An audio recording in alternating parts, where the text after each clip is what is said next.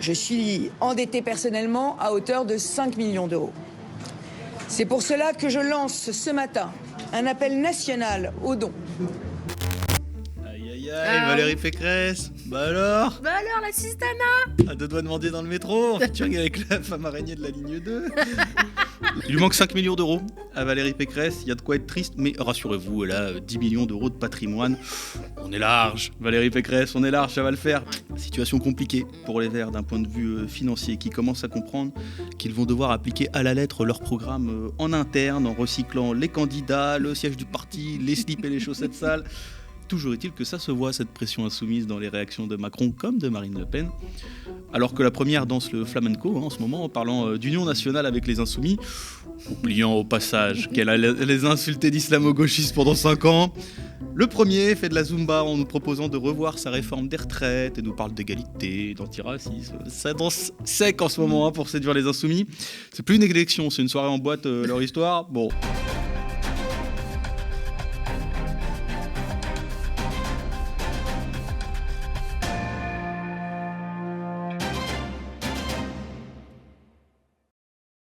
David Guéraud, bonjour.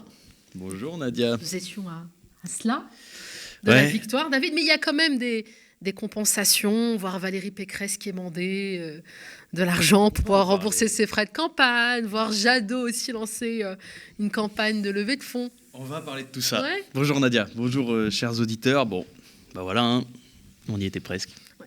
On était tellement près du but, tellement proche de pouvoir changer la vie des gens. C'est cruel, hein, l'histoire. Ce dimanche 10 avril, le peuple français, dans toute sa diversité, dans toute sa beauté, a agrippé les barrières de l'Élysée. Il les a secouées, il les a fait trembler, ces foutues barrières, avant que le sort ne les rende un peu trop glissantes pour pouvoir s'y accrocher. Ah, comme c'est dur de se consoler quand on pense aux 5 années à venir. Mais il faut bien trouver les mots. Il faut bien se relever, parce qu'après tout, à quoi ça sert de rester au sol ? Comment est-ce qu'on peut partir à l'assaut du futur si on passe son temps à ruminer sur le passé ? Et si au lieu de compter d'ailleurs ce qu'on a perdu, on ne se mettrait pas à analyser ce qu'on a gagné ? Car une force immense s'est levée ce 10 avril. Ceux et celles que des commentateurs complètement déconnectés de la réalité estimaient perdus, en rupture avec la République et les institutions, ont affirmé dans les urnes qu'ils comptaient bien arracher le respect aux élites arrogantes qui parlent sans cesse d'eux, mais qui parlent sans eux. Ce 10 avril, la jeunesse ne rêve pas d'égalité et de justice, elle les rend possibles. Elle a compris que le vote est un instrument de pression considérable. Alors, il y a bien quelques rageux qui disent en ce moment, gna gna gna, vote communautaire. Ah oui, parce qu'on peut les reconnaître, hein, en général, c'est simple, ils ont les épaules voûtées, un peu comme ça. Position du vautour, on est un tour bougri, comme leurs idées pourries. C'est ça, un vote communautaire. Bon, quand Zemmour fait quasiment le triple de son score national à Versailles, évidemment, là, c'est pas un vote communautaire. Hein. Le vote communautaire, c'est quand c'est les Noirs et les Arabes. Quand c'est des bourgeois, on appelle ça la bouche un peu pincée, un doigt en l'air, un vote raisonnable. Hein. Voilà. Enfin bref, les jaloux maigrissent tellement qu'ils ont plus que la peau sur les os, et c'est très bien. Toujours est-il que ça se voit, cette pression insoumise, dans les réactions de Macron comme de Marine Le Pen. Alors que la première danse le flamenco, hein, en ce moment, en parlant d'union nationale avec les insoumis, oubliant au passage qu'elle les a insultés d'islamo-gauchistes pendant 5 ans. Le premier fait de la zumba en nous proposant de revoir sa réforme des retraites et nous parle d'égalité, d'antiracisme. Ça danse sec en ce moment pour séduire les insoumis. C'est plus une élection, c'est une soirée en boîte, leur histoire. Bon, on va pas se mentir. Le Pen, c'est que c'est mort. Et qu'on votera pas pour quelqu'un qui veut la retraite à 62 ans et 42 annuités, qui porte le programme économique du MEDEF et qui veut interdire le voile sous prétexte que, je la cite, Bourguiba l'avait fait en Algérie. Alors Bourguiba, c'est en Tunisie. Hein, c'est pas comme si on attendait de Marine Le Pen d'être une experte en Maghreb. Léa Salamé ne l'a pas reprise. Hein. Non, bah c'est pas une experte non plus. Hein. C'est comme si on demandait à McDonald's d'être spécialiste de Quick.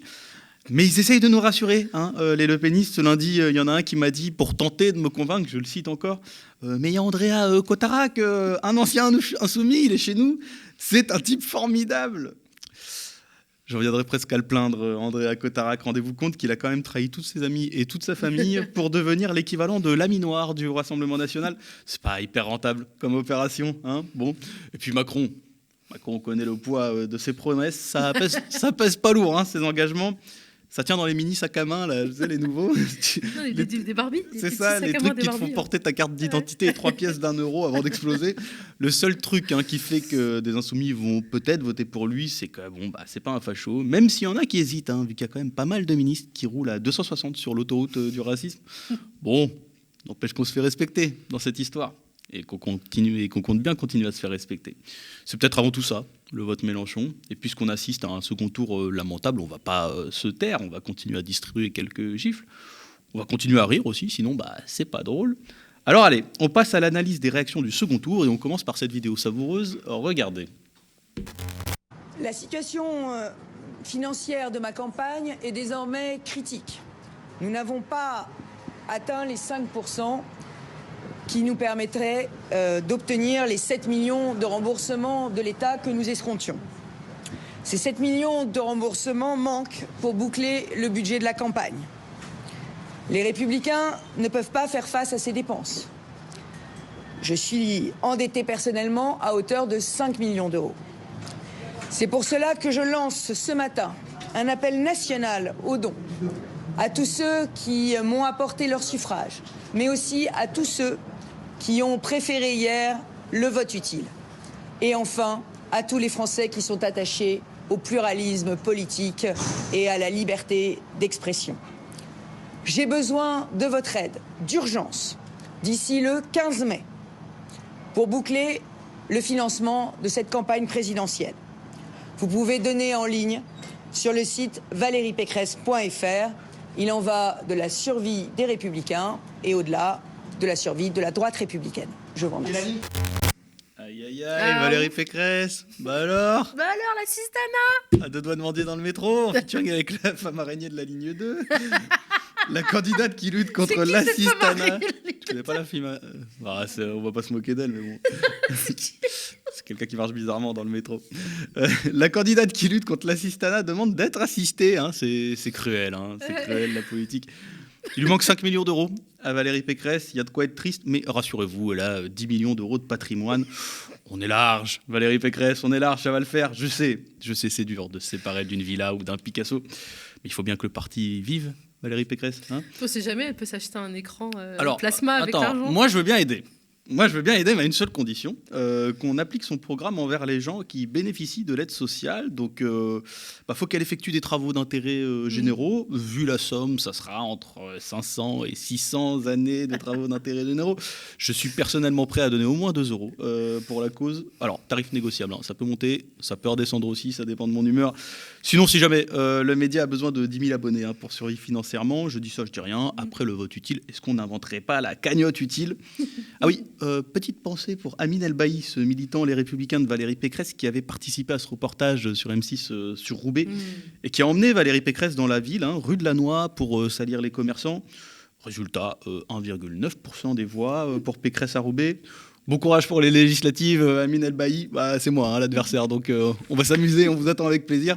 Allez, on passe au soutien du prochain candidat, c'est Baptiste Marché, influenceur identitaire, soutien d'Éric Zemmour, qui a un petit coup de blues quand même, regardez. Vous êtes, et je suis, dans un pays où Mélenchon fait plus de scores que Zemmour. Soyez conscients de ça. Voilà. Donc, c'est foutu. Les Français ne méritent pas d'être sauvés. Il faut arrêter de se battre comme on le fait pour essayer de sauver la France, parce que les Français ne le méritent pas. Les Français méritent de disparaître. On est un peuple qui mérite de disparaître, vraiment. Là, on a été trop loin. Rien que pour on parle tout le temps des ancêtres, de l'honneur, etc. Mais par dignité, il faut savoir mourir, en fait. D'accord ? Pour arrêter de faire plus de mal et de se couvrir encore plus de honte. Là, c'est un peu trop déjà. Donc, moi, vous le savez, il y a 1 an à peu près, il y a 1 an, quelques 1 an et demi, quand je suis passé sur TVL et que j'ai dit que j'allais probablement aller vivre au Texas le temps que la France meure pour revenir après. Il appelle au suicide collectif. Quel délice. Les larmes de facho, c'est quand même le grand plaisir de cette élection. Éric Zemmour à 7%. Lui qui était si haut pendant la campagne dans les sondages. Bébou, on l'a vu quasiment en pleurs à la fin de son discours. Moi, ça m'a donné envie de tendre une bouteille pour la remplir de ses larmes salées, pour la revendre sur le Bon Coin. Je m'étonne d'ailleurs que Valérie Pécresse n'ait pas eu l'idée de récolter quelques-unes de ses gouttes de sueur à tous ces fachos. À Versailles, ça doit valoir une petite fortune pour se renflouer. Enfin bon, vous l'avez noté comme moi, les influenceurs identitaires, c'est quand même les meilleurs, hein. Eux qui crachent en permanence sur les réfugiés en France sous prétexte qu'ils auraient dû se battre dans leur pays contre les dictateurs ou dans les guerres civiles, sont prêts à décamper de France parce qu'ils ont fait 7% à une élection. Eh oui, je te laisse imaginer leur réaction si le défi c'était des tanks allemands, hein. Ils seraient partis directement en Argentine siroter quelques tropicaux, les gars. On sent le courage, hein. On sent que ça déborde. Combatif, les gars. Ouais, combatif, ça déborde de patriotisme, tout ça, chez ces types qui crient « on est chez nous », mais qui s'exilent à la première défaite. Bon, je vous rassure, ils projettent de se réfugier au Texas, de s'entraîner, probablement pour commettre des espèces d'attentats terroristes d'extrême droite. Ouais. Mais vu le prix du billet et le score minable que va faire Zemmour aux législatives, fort heureusement, ça risque d'être un aller simple, leur voyage. Allez, ciao les gars, merci d'être passés, c'était cool. On passe au prochain candidat. Regardez plutôt ce tweet de Yannick Jadot. Voilà, Yannick Jadot, hein, fidèle à lui-même, 2 heures pour appeler à voter Macron alors qu'il avait 2 mois pour appeler à voter Mélenchon. Ouais.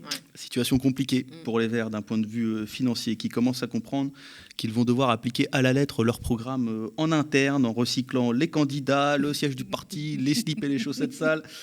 Dommage, hein, j'aurais aimé avoir le temps d'être triste pour vous, les amis. Puis je suis plutôt occupé à être en colère, hein, de ces mois tapés sur Mélenchon, qualifié de poutinien, de dictateur, tout ça.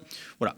Désolé, les potes, je suis occupé. J'aurai peut-être un peu de compassion pour vous dans quelques mois, qui sait. Donc je sais pas. 1 euro, non, non, pour l'instant, non. On va passer à l'analyse de la prochaine candidate, Anne Hidalgo. Voilà, on passe maintenant à Fabien Roussel. Enfin non, attendez, on m'indique un signe de vie d'Anne Hidalgo. On va quand même le passer. Regardez plutôt ce tweet de Madame Hidalgo. Voilà, chez Hidalgo, tout roule, enfin, sauf les voitures. Hein. Elle qui a réalisé 2,9% des voix dans son propre arrondissement d'élection. Elle a fait 28 000 voix dans la ville dont elle est maire, hein, sur 1 million d'inscrits. Bon, la voilà qui est repartie faire des balades sur les quais de Seine. Non, ne faisons pas des calculs. Non. Mais elle est repartie faire des balades sur les quais de Seine, probablement pour rechercher ces 2% de votants à Paris. Bon, c'est vrai que c'est probablement sur les quais qui se sont cachés ces électeurs. Pour la première fois de la campagne, on peut le dire, la candidate du Parti Socialiste a du flair, voilà. Et on passe enfin au dernier candidat du jour, Fabien Roussel. Écoutez plutôt cette vidéo. Nous allons nous battre pour le produire en France et pour produire français. Or, bien sûr, quand je dis ça, il y en a encore à gauche qui vont être choqués parce que je parle de France, parce que je parle de français. Eh bien, j'assume. Ma gauche, à moi, elle aime les ouvriers, elle aime les usines, elle aime le drapeau rouge et le drapeau tricolore. Ouais, ma France, à moi, elle chante l'Internationale et la Marseillaise. C'est Coco et Cocorico. Et hop là. C'est Patrick Sébastien, là. Eh ouais, mais voilà, mais on le connaît désormais, hein, le poids électoral de Roussel, celui de la gauche, Cocorico. Et allez, allez, 2%, bravo les gars. Bon, vous avez contribué à éliminer un candidat à l'élection présidentielle. Bon, pas de bol, hein, c'était ni Macron ni Le Pen, c'était Jean-Luc Mélenchon. Mais bon, faire une campagne sur le pinard en permanence, ça aide pas, hein, quand on est bourré d'être lucide sur la situation politique. Alors pour la petite blague, désormais, Fabien Roussel appelle à l'unité pour les législatives. Tiens, c'est fini le vote de conviction au premier tour, on dirait. Est-ce que ça n'aurait pas un rapport avec le fait que c'est les législatives qui déterminent l'argent public donné par l'État aux partis pendant 5 ans ? J'ai comme un doute. Ce serait pas pour l'argent que tu fais ça, Fabien Roussel, non ? Fabien Roussel a quand même retrouvé son crédit téléphonique. Hein. Il a retrouvé sa 4G. Ça nous rassure. Parce qu'on a passé quand même 2 mois à l'appeler pour lui dire qu'il serait tiré, Jean-Luc Mélenchon, peut-être il pourrait être au second tour. Hein. On tombait sur messagerie, parce que Fabien Roussel, il nous disait aucune chance que Mélenchon soit au second tour, aucune. Et ouais, c'est un triste constat. Fabien Roussel a préféré croire les sondages que ses propres camarades. Mais bon, ses propres convictions. Bien sûr, ça va être dur pour lui la suite. Comme quoi, à force de faire campagne en parlant que de barbecue, on risque de finir carbonisé. Bon, il nous reste un dernier candidat, évidemment. Et le meilleur pour la fin. Allez, je vous laisse regarder ce moment. Alors, bien sûr, les plus jeunes vont me dire « Eh bien, on n'y est encore pas arrivé ?» C'est pas loin, hein. Faites mieux. Merci. Et ouais, faites mieux. Vous avez compris ? c'est pas une question, c'est un défi qu'a lancé Jean-Luc Mélenchon à toute une génération dans un des plus beaux discours politiques que j'ai pu entendre. Il a raison, le chef. Faites mieux, les amis, malgré la douleur. Faites mieux, malgré la déception. Faites mieux, parce qu'on finira par y arriver. Faites mieux, parce qu'on s'est remis à espérer. Faites mieux. On retourne au combat, on pleure, on rit, on se bat et on avance. Et on fait mieux. Merci beaucoup, David Guiraud, pour cette très belle chronique, comme à ton habitude. Le média disparaît. Vous le savez, nous venons de clore une cagnotte destinée au pôle enquête. Cela ne suffira pas à assurer aux médias sa survie.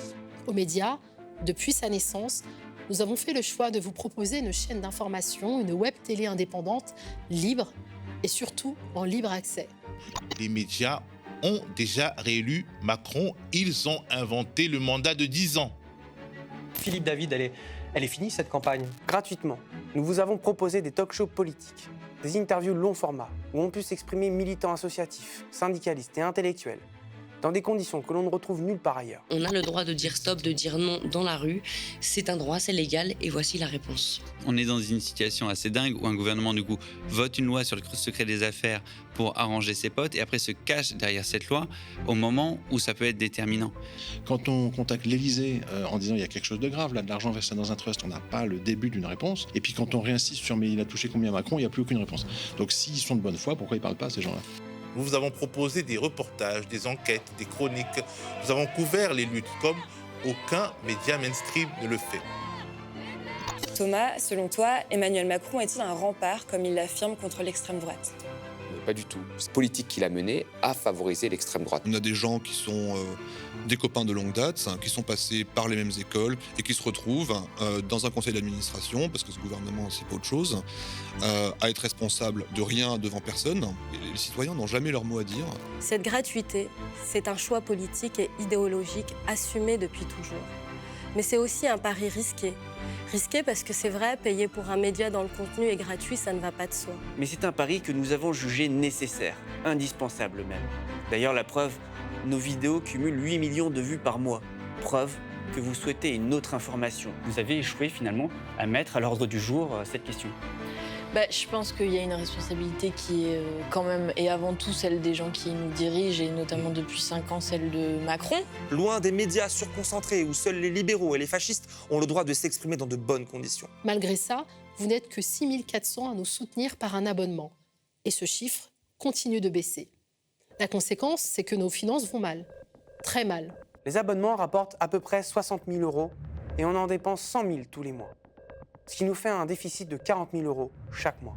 Le média, c'est 30 travailleuses et travailleurs qui se dévouent pour vous offrir une autre hiérarchie de l'information et des contenus de la meilleure qualité possible. Ces sommes dont on parle, elles servent à rémunérer ces travailleurs et à produire les émissions que vous aimez. Aujourd'hui, l'enjeu, plus que jamais, faire vivre le média et lui assurer sa pérennité.